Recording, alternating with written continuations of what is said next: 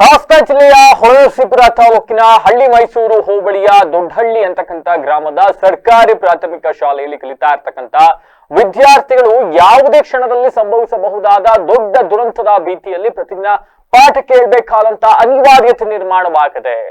ಕನಿಷ್ಠ ಸೌಲಭ್ಯಗಳು ಇಲ್ಲದ ಈ ಶಾಲೆಯಲ್ಲಿ ಮಕ್ಕಳು ಧೂಳು ತುಂಬಿದ ನೆಲದ ಮೇಲೆ ಕುಳಿತು ವಿದ್ಯಾಭ್ಯಾಸ ಮಾಡ್ತಾ ಇರ್ತಕ್ಕಂಥದ್ದು ಅತ್ಯಂತ ಬೇಸರದ ಸಂಗತಿ ಅಂತ ಹೇಳ್ಬೋದಾಗಿದೆ. ಇನ್ನು ಶಾಲೆಯ ಕಟ್ಟಡದ ಅವ್ಯವಸ್ಥೆ ಮಕ್ಕಳ ಜೀವಕ್ಕೆ ಎದುರಾಗ್ತಾ ಇರ್ತಕ್ಕಂಥ ಗಂಭೀರತೆಯ ಒಂದು ಇದನ್ನ ಕಾಣಿಸ್ತಾ ಇದ್ರು ಕೂಡ ಸಂಬಂಧಪಟ್ಟವ್ರು ಮಾತ್ರ ಈ ಬಗ್ಗೆ ಗಮನ ಹರಿಸ್ತಾ ಇಲ್ಲ. ಒಂದ್ ಕಡೆ ಬಿರುಕು ಬಿಟ್ಟ ಗೋಡೆಗಳು, ಸ್ವಲ್ಪ ಗಾಳಿ ಬಂದ್ರೆ ಹಾರು ಹೋಗುವ ಸ್ಥಿತಿಯಲ್ಲಿರ್ತಕ್ಕಂಥ ಹಳೆಯ ಹಂಚಿಗಳು, ಮತ್ತೆ ಮಳೆ ಬಂದ್ರೆ ಸಾಕು ಇಡೀ ಕೊಠರೆ ಒಳಗಡೆ ನೀರ್ ಸೋರುವ ಶಿಥಿಲಾವಸ್ಥೆಯಲ್ಲಿರ್ತಕ್ಕಂಥ ಚಾವಣಿ, ಇನ್ನು ಕೆಳಗೆ ಜೀವವನ್ನ ಕೈಯಲ್ಲಿ ಹಿಡಿದು ಮಕ್ಕಳು ಪಾಠ ಕೇಳ್ತಾ ಇದ್ರೆ ಸರ್ಕಾರದ ನಾನಾ ಯೋಜನೆಯಡಿ ಶಾಲೆ ಅಭಿವೃದ್ಧಿಗೆ ಕೋಟ್ಯಾಂತರ ರೂಪಾಯಿ ಹಣ ಖರ್ಚು ಮಾಡ್ತಿದೀವಿ ಅಂತ ಹೇಳ್ತಾರೆ ಸರ್ಕಾರ.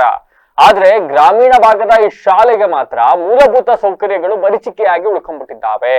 ಇದು ಸರ್ಕಾರದ ಹಾಗೂ ಶಿಕ್ಷಣ ಇಲಾಖೆಯ ಬೇಜವಾಬ್ದಾರಿತನಕ್ಕೆ ಹಿಡಿದ ಕೈಗನ್ನಡಿ ಅಂತ ಪೋಷಕರು ಮತ್ತೆ ಗ್ರಾಮಸ್ಥರು ಇದೀಗ ಆಕ್ರೋಶವನ್ನ ವ್ಯಕ್ತಪಡಿಸ್ತಾ ಇದ್ದಾರೆ. ಒಂದ್ ಕಡೆ ಸರ್ಕಾರಿ ಶಾಲೆಗೆ ವಿದ್ಯಾರ್ಥಿಗಳು ದಾಖಲಾಗದಿಲ್ಲ ಅಂತಾರೆ. ಮತ್ತೊಂದು ಕಡೆ ಸರ್ಕಾರಿ ಶಾಲೆಗಳಿಗೆ ಕೊಡ್ಬೇಕಾದಂತ ಕನಿಷ್ಠ ಮೂಲಭೂತ ಸೌಕರ್ಯಗಳು, ವ್ಯವಸ್ಥೆ, ಸುಸಜ್ಜಿತ ಕಟ್ಟಡವನ್ನು ನೀವು ಕೊಡದು ಹೋದ್ರೆ ಹೆಂಗ್ರಿ ಸರ್ಕಾರಿ ಶಾಲೆಗೆ ಪೋಷಕರು ಕರ್ಕೊಂಡ್ ಸೇರಿಸ್ತಾರೆ? ಹೋಗಿ ಪ್ರೈವೇಟ್ ಸ್ಕೂಲ್ಗಳಿಗೆ ನೋಡ್ಕೊಂಬಂದಿ ಹೆಂಗಿದಾವೆ ಅಂತ. ಇದೇ ವೇಳೆ ಸ್ಥಳೀಯ ಚುನಾಯಿತ ಜನಪ್ರತಿನಿಧಿಗಳ ನಿರ್ಲಕ್ಷ್ಯ ಧೋರಣೆ ಕೂಡ ಸಾರ್ವಜನಿಕರ ಆಕ್ರೋಶಕ್ಕೆ ಮುಖ್ಯ ಕಾರಣ ಆಗಿದೆ. ಹಾಸನದ ಲೋಕಸಭಾ ಸದಸ್ಯರಾದ ಶ್ರೇಯಸ್ ಪಟೇಲ್ ಅವರು ಕೂಡ ವಿವಿಧ ಜಾತ್ರೆ, ಹಬ್ಬ, ಇನ್ನಿತರ ಖಾಸಗಿ ಕಾರ್ಯಕ್ರಮಗಳ ನಿಮಿತ್ತ ಇಲ್ಲಿಗೆ ಬರ್ತಿರ್ತಾರಂತೆ.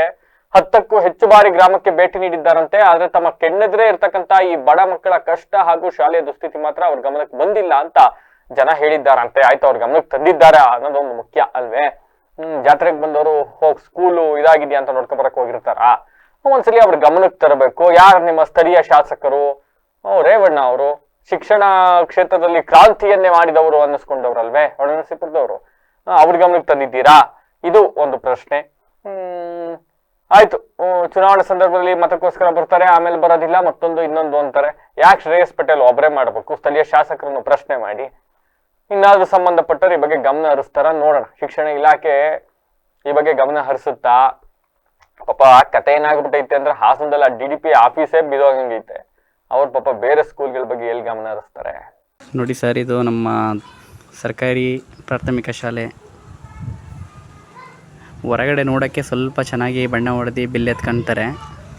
ಬಟ್ ಶೌಚಾಲಯ ಮಕ್ಕಳು ಈಗಲೂ ಕೂಡ ಅಲ್ಲಿ ರಸ್ತೆ ಬದಿ ಹೋಗಿ ಹೆಣ್ಮಕ್ಳು ಎಲ್ಲ ಅಲ್ಲಿಯೇ ಶೌಚಾಲಯ ಮಾಡೋವಂಥ ಪರಿಸ್ಥಿತಿ ಇದೆ ನೋಡಿ. ಇದು ಗಂಡು ಮಕ್ಕಳ ಶೌಚಾಲಯ ಹೇಳ್ಕೊಳಕ್ಕೆ ಮಾತ್ರ. ಇದರೊಳಗಡೆ ಇದು ಕ್ಲೀನ್ ಮಾಡಿ ಎಷ್ಟು ದಿನ ಆಗೈತು, ಕೇಳಿದ್ರೆ ನೀರಿಲ್ಲ ಅದಿಲ್ಲ ಅಂತ ಹೇಳಿ ಇದು ಮಾಡ್ತಾರೆ ನೋಡಿ. ಇಲ್ಲಿ ಮಳೆಗಾಲ ಬಂದ ಸಮಯದಲ್ಲಿ ಇಲ್ಲಿ ಹೆಂಚೆಲ್ಲ ಹಾರೋಗುತ್ತೆ ಗಾಳಿ ಜಾಸ್ತಿ ಬಂದರೆ. ಮತ್ತು ಇಲ್ಲೆಲ್ಲ ಗೋಡೆ ಮೇಲೆ ನೀರು ಸೋರಿ ಗೋಡೆ ಎಲ್ಲ ತ್ಯಾವಾಗಿ ಯಾವಾಗ ಬೇಕಾದ್ರೆ ಇದು ಬೀಳ್ಬೋದು. ಮಕ್ಕಳು ಜೀವ ಭಯ ಇಟ್ಕೊಂಡು ಪಾಠ ಕೇಳ್ತಿದ್ದಾವೆ. ಇಲ್ಲಿ ನೋಡಿ, ಇಲ್ಲಿ ಕಿಟಕಿ ಎಲ್ಲ ಗೆಜ್ಜು ತಿನ್ಕೊಂಡಿದೆ, ಎಲ್ಲ ಹೋಗಿದೆ, ಹಾಳಾಗಿದೆ ನೋಡಿ. ಈ ಥರ ಆಗಿದೆ ಪರಿಸ್ಥಿತಿ. ಮೇಡಮ್ ನಮಸ್ಕಾರ. ಇಲ್ಲಿ ಗೋಡೆ ಎಲ್ಲ ಸೀಳ್ಬಿಟ್ಟಂಗ ಆಗಿದೆ. ಅಲ್ಲಿ ಕಿಟಕಿ ಎಲ್ಲ ಪಾಗ್ಬಿಟ್ಟಿದೆ. ಗಾರೆ ಎಲ್ಲ ನೆಲದಲ್ಲಿ ಗಾರೆ ಕಿತ್ತೋಗಿದೆ. ಹಾಗೂ ಕುತ್ಕೊಳ್ಳೋಕೆ ಕಷ್ಟ ಆಗುತ್ತೆ. ಧೂಳೆಲ್ಲ ಬೀಳುತ್ತೆ.